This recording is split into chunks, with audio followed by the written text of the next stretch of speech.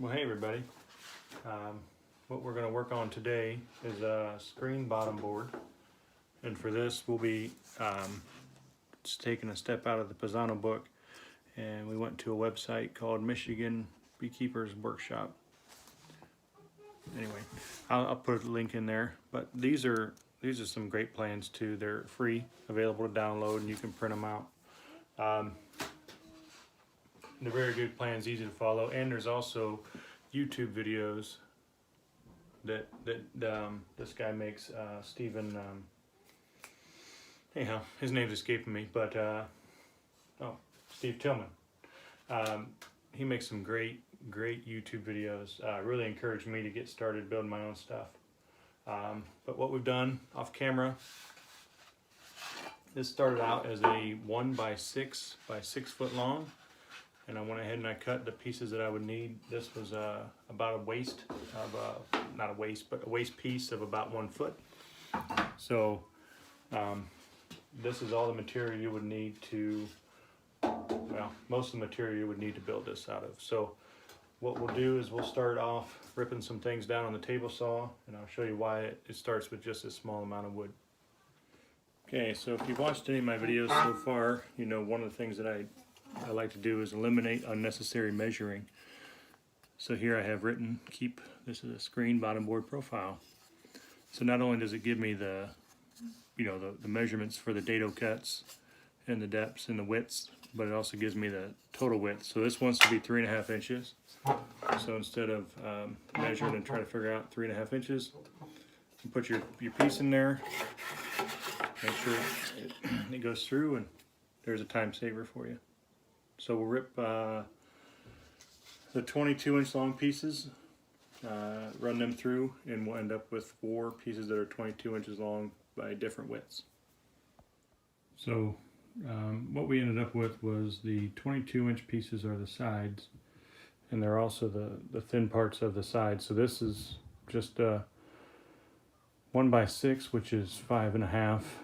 So we'll cut 3.5, and then this part is the waist from it. And then the shorter piece, this will be the front of the bottom board, and again in the back. So 5 cuts, and you've got all of your straight cuts made. Right now everything will go to a dado cut. So I like to group my cuttings when I can, so I don't want to be continuously taking off the dado blade and putting on the straight blade and vice versa. So the widths of these doesn't really matter as much. So if you can do it with minimal cutting, then that's better off for you. Okay, so keeping with the theme of no measuring, I've got the dado blade in. It's just it's the both outer blades, and then I have the thinnest of the inner shims. So that's the size of the narrow groove, and that's as wide as I'll make it. My table saw doesn't like to get a whole lot wider. So for height, you just put it over your dado blade, and once you start to pick it up, you run it down. Make sure, see if you see there's a little gap developed, so I know I'm too high. And once you can run it over and it doesn't pick your workpiece up, that's how you know your height is correct. And as far as the fence goes, you've got your blades in that notch. You bring it over there, lock it down, and you're done. Of course, you'll run a test piece just to make sure, but that's 90% of the time. It works 100% of the time. Okay, so we have the first passes ran through. What you want to do after you make your bottom pass, and then you make your top passes, then you want to mark them which side's the top, because you have some more work to do on the top notch. But if you were to pick them up and look at them, you really wouldn't be able to tell by looking which one's which. And another plug for a push stick. I use push stick, and thank goodness that got bit out by the dado blade, but you see there, and the other hand is just as intact. So mark your pieces and use your push sticks. Okay, so we've got the grooves cut in the side rails. And like I said before, you want to minimize the number of times you go from dado to straight blade. So we've got another set of cuts to make with the dado blade, and that is to do a half lap dado. So what you got here is they're stacked, of course, and you want them to end up being only one board thick. So I've drawn some rough lines and X'd out the areas that will be cut. So we'll do this on the front and the two corners on the front, and then at the rear, same idea here. You end up cutting half and then half of this. And what that will do is that will allow it to sit in the groove here, this 3/4 inch groove. That's where your inside part of your frame will go. Probably the easiest way to explain it for those that haven't seen it perhaps is, this is the illustration. So obviously these are the side rails and these are the half laps that we're going to build. So just take those measurements of the work pieces and do it by setting the dado fence to your distance. And you know by now I don't measure if I don't have to, so I just I have the work piece set over top of the blade, and we will make a test cut with it that way. You could measure the width of your work piece here and then figure out what that is to the outside, but let's be honest, this is close enough for bees. Okay, hopefully this makes a little bit more sense now that it's all laid out and ready to go. But this is what the half lap dado looks like for you. So I've glued both sides, and we'll just lay them over like this. This is the wide end, and it will be the front of your box. So that's all there is to it. Now, just a couple more things. Square it, and then I just actually use 1/2 inch staples for this.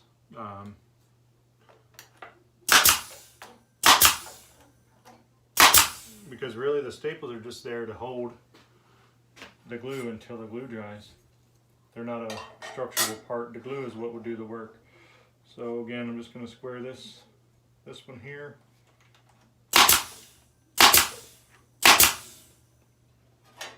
Go to the back. Only 2 corners left. Gets a little slippery once you get all the glue in there and everything. I just want to make sure you butt your edges as much as possible. Square it and zap it. So what we'll do is, once we get this this piece fixed, we just set it off to the side and let it dry. While that's drying, something that you can do here is I like to attach the sides to the frames with just regular, these are just roofing nails. You could use screws, staples, brads, nails, whatever. I think screws are pretty overused as far as fasteners go. I think a lot of people grab them when you don't really need them. They're a little bit more expensive than nails are, and nails a lot of times will do a good job for you. But you know, I don't like to measure. Mentioned that several times. So here's what I've got: this 2-inch block. I can't remember why I have this, but I measured 2 inches from the end. Just eyeball the middle. And do the same thing on this one. Now I actually drill my holes from the inside out.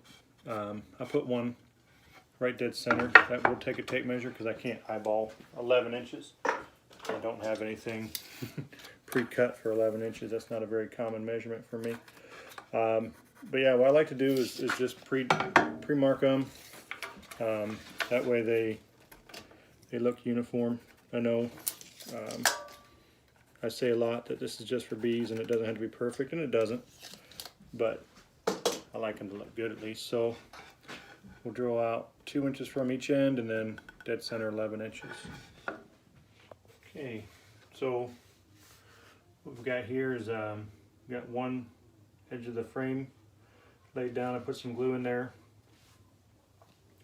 Then we'll take the other side rail Put some glue in there.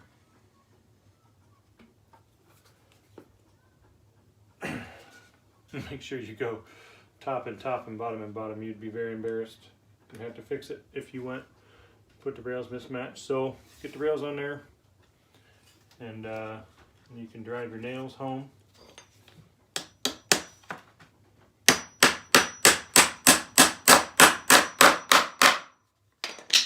Rinse and repeat until you've gotten all your nails, or however you choose to fasten it, done. Now it's starting to come together. So you see this is a landing board, and this will all be underneath the V-box. Of course, you have to put some spots in the back. So next thing we'll do is we'll rip up a piece for here, and we'll rip up some pieces to close in the front. Okay, so here we have all the glue is dried overnight and on everything. So what we've got to do is we've got to fill in this this part from the bottom of the board to the bottom of the landing board. And there's a couple different ways to do it. As you can see here, obviously the dado comes live through. What I like to do is cut a piece that fits to the top of the dado, put it in, cut a strip that fits the dado itself, and then cut a strip below that. It's a 3-piece. I think it looks cleaner. It's not much work to do. Second option is to cut a piece that fits all the way in this opening, and then make use plugs to fit. I've done both. Like I said, I prefer the 3-piece, so that's what we'll do this time. Okay, I do want to show you one safety tip. So I'm getting ready to cut the piece that's about 5/16, which is just a little bit narrower than this. So if you zoom in, and you see as you're cutting and you're pushing the work through, it could take a dive and go inside the fence. So not really too keen on that. So obviously I have this ready to do this for you. What I've got here is just a regular hand circular saw plywood blade. It does fit in the arbor. Of course, with it being a smaller blade, you have to crank it up. Didn't think that through. Anyhow, then what I've got here is a zero clearance insert for my table saw. And what that'll let me do is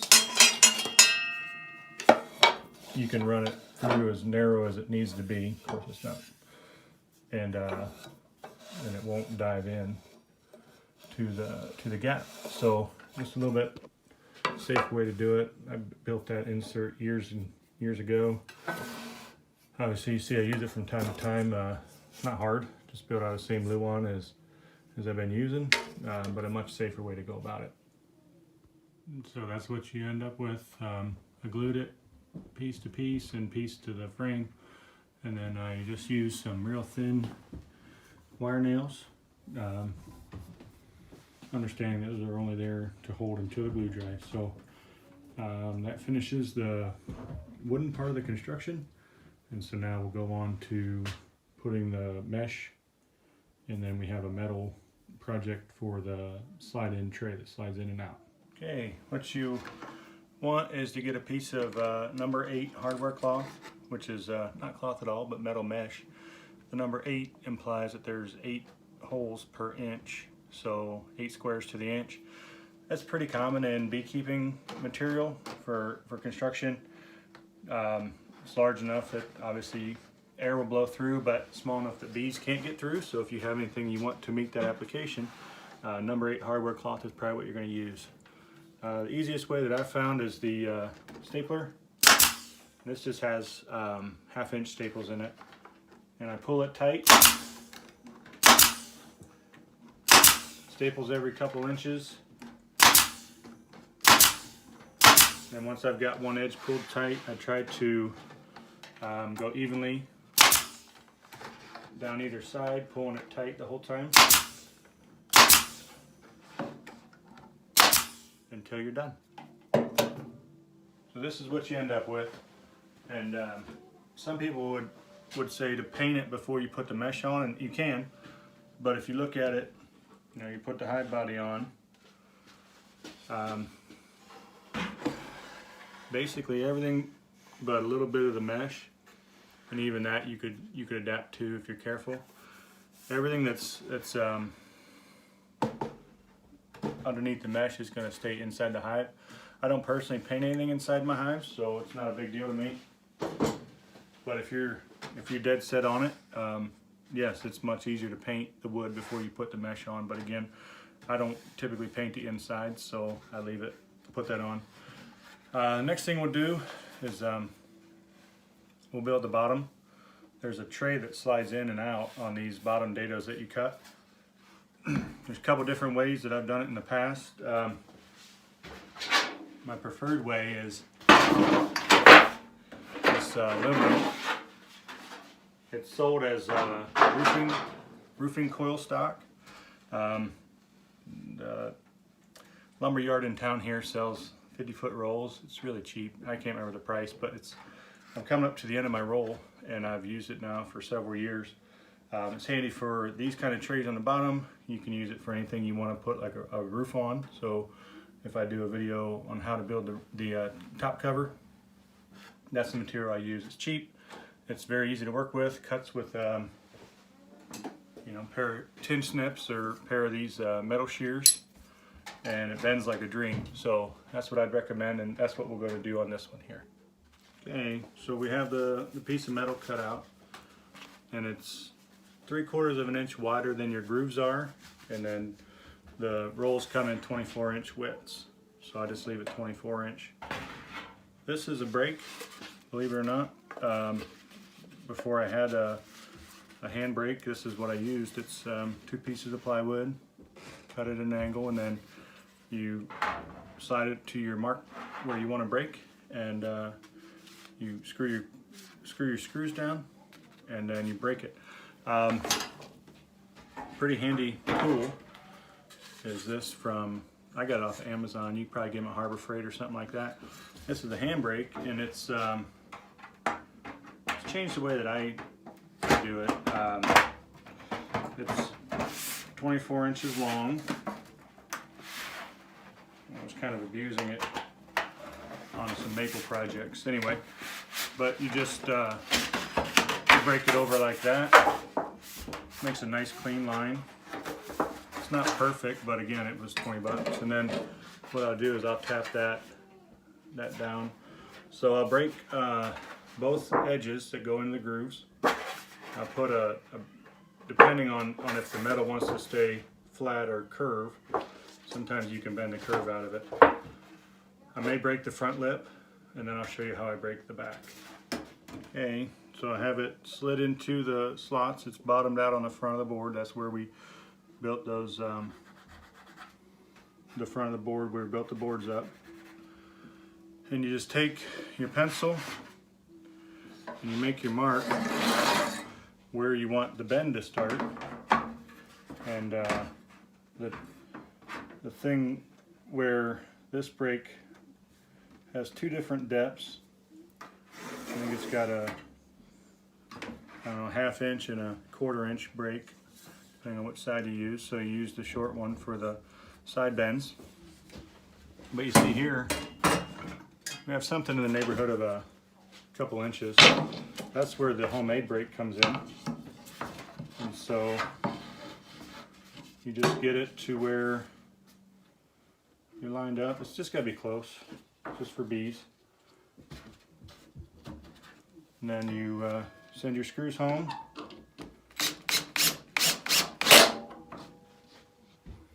This is your chance to adjust if you need to.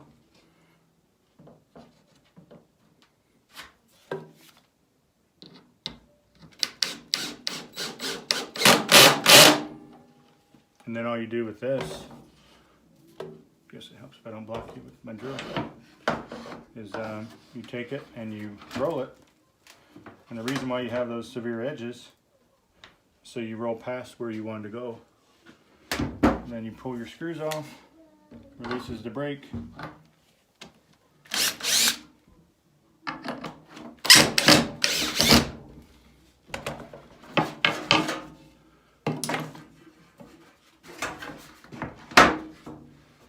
Then you have your handles. Now if you choose to, you can bend this further, bend it further up against, just by hand, nothing fancy. And there it is. So that was how to build a screen bottom board using plans that we took off the Beekeeper's Workshop that you can find on Michigan Bees. I've also, prior to this video, I've also linked their YouTube page to mine because, oh, so many good things on there. So anyway, I hope this gives you the confidence to try this. It's a fun project. It looks complex, but believe me, if I can do it, you can do it. So hope you find it useful and hope you check out that Beekeeper's Workshop.